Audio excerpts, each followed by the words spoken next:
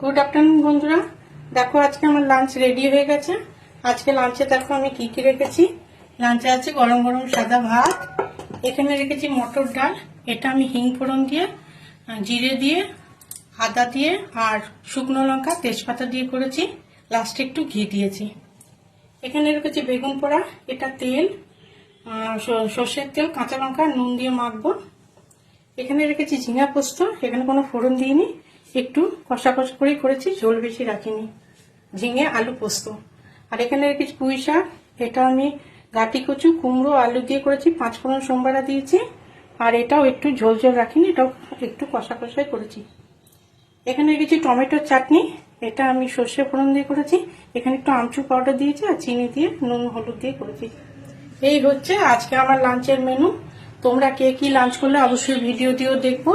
আমার lunch menu তোমাদের কেমন লাগলো অবশ্যই কমেন্ট করে জানিও। ভালো থেকো, সুস্থ থেকো, এই পর্যন্ত।